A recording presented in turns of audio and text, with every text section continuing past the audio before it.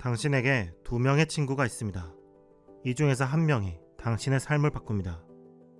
P라는 친구는 문제를 분석하는 것을 좋아합니다. 뭐가 지금 상황을 일으킨 핵심 문제야? 왜 이 일이 잘 안 되는 걸까? P는 문제를 연구해야 원인을 알 수 있고 원인을 알아야 당신의 문제를 고칠 수 있다고 말합니다. 반면 S라는 친구는 잘 되는 것을 파헤칩니다. 너가 잘 되는 순간은 뭐가 달랐어? 지금 당장 바꿀 수 있는 최소한의 행동은 무엇일까? S는 당신이 빛나는 순간에 해결책이 있다고 말합니다. 당신이 잘 해냈던 순간을 분석해서 현재로 끌어옵니다.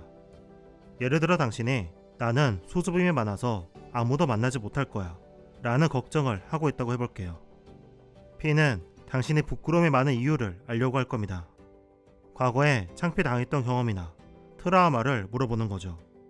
수줍음 때문에 말을 걸지 못했던 적이 있는지, 그때 어떤 걱정을 했는지 물어볼 겁니다. 반면 S는 옆에서 이렇게 물어볼 겁니다. 그래도 누군가와 잘 지냈던 순간이 있지 않나요? 그때는 무엇이 달랐나요? 만약 내일 누군가와 친해질 수 있다면 어떻게 행동할 것 같나요? 문제를 파고들기보다는 잘했던 순간을 조명하거나 내일 다르게 행동할 수 있는 가능성을 탐색하는 거죠. 여러분은 P와 S 중 누구와 친하게 지내고 싶은가요? 현실에서 우리가 익숙한 친구는 P입니다. 문제가 주어지면 본능적으로 그 문제를 분석하려고 합니다. 문제를 알면 해결책이 나올 거라고 생각하는 거죠. P의 진짜 이름은 문제중심 사고입니다. 반면 S의 이름은 해결중심 사고입니다. 문제를 알지 않아도 해결책을 찾을 수 있으며 심지어 문제 해결책이 상관없을 수도 있다고 말하는 방법이죠. 이번 영상에서는 여러분에게 친구 S를 소개해 드리려고 합니다. 문제에 막혀있는 기분이라면, 지금 바로 변화를 만들고 싶다면 친구 S가 여러분에게 도움이 될 겁니다. 먼저 책 스위치에 나오는 예시를 소개해 드릴게요. 1990년 제리 스터니는 베트남 아이들의 영양 실조를 퇴치하고자 했습니다. 예산은 제한적이었고 기한은 6개월이었습니다. 영양 실조는 다양한 문제들이 뒤엉켜 있었습니다. 당시 베트남은 위생 설비가 부족했고 깨끗한 물이 공급되지 않았으며 근본적으로 빈곤했습니다. 이 문제들을 더 깊이 파헤칠 수 있었지만 스터니는 그러한 분석이 사실이지만 쓸모없는 것이라 평했습니다. 문제를 분석할수록 부족한 자원을 원망하게 되고 커다란 문제 앞에서 아무것도 하지 못하는 절망감만 생길 수 있으니까요. 스터니는 지금 변화를 만들어낼 수 있는 것을 찾으려 했습니다. 그래서 물었습니다. 급빈층 아이들 중에 보통 아이들보다 몸집이 크고 건강한 아이들이 있나요?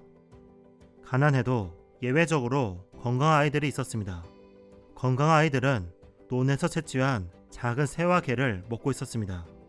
다른 집은 새우와 게가 아이들에게는 적절하지 않다고 먹이고 있지 않았죠.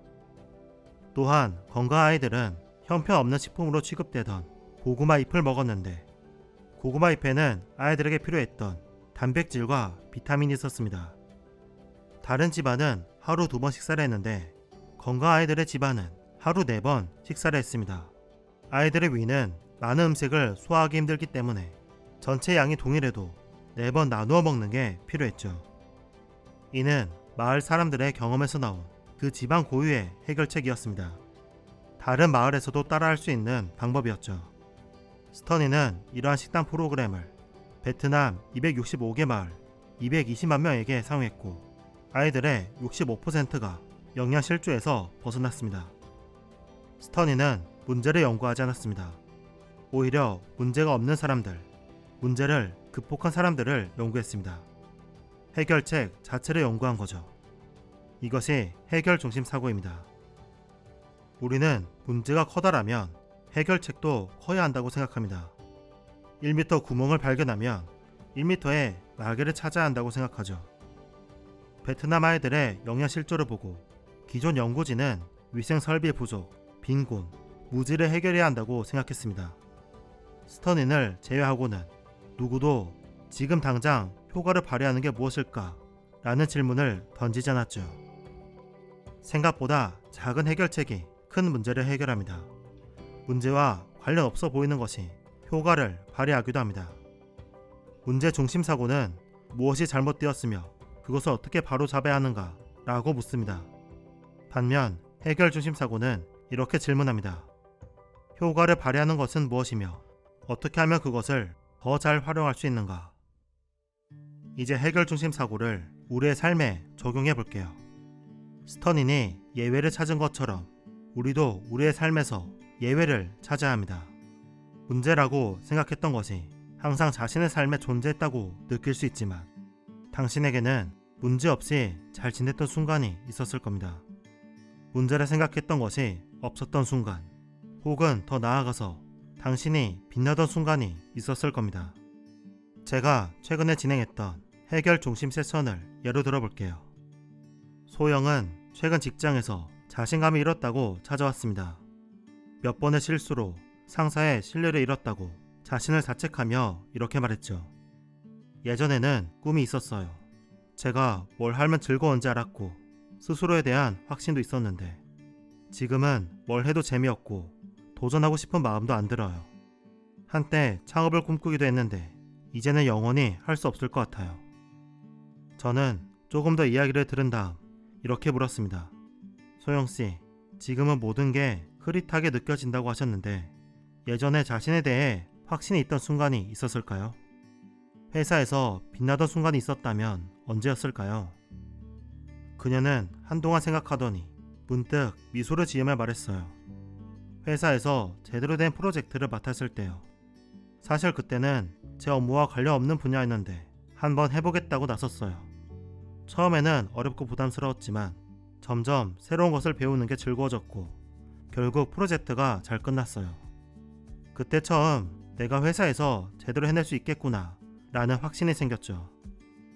그때는 지금과 어떤 점이 달랐나요? 그때는 실수해도 괜찮다고 생각했어요. 잘하고 못하는 것보다는 내가 시도했다는 것 자체가 중요했죠. 뭔가를 배울 수 있다는 게 즐거웠어요. 또 무엇이 달랐나요?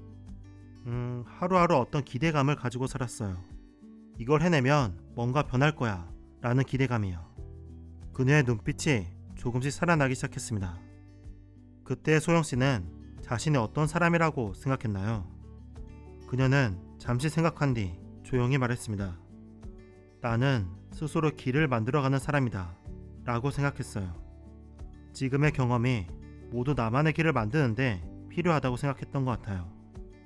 그 믿음이 지금 당신의 삶에 발현된다면 어떤 변화가 있을까요? 아마도 지금 도전할 수 있는 걸 찾아서 시도해 볼 것 같아요.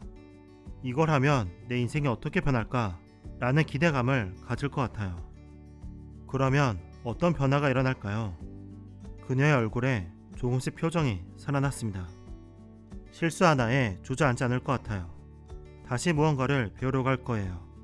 당장 회사를 그만두는 건 무리라도 뭔가 새로운 거, 작은 프로젝트라도 시작해서 직접 경험해 볼 것 같아요. 다음 주 그녀는 전화를 통해 이렇게 말했습니다.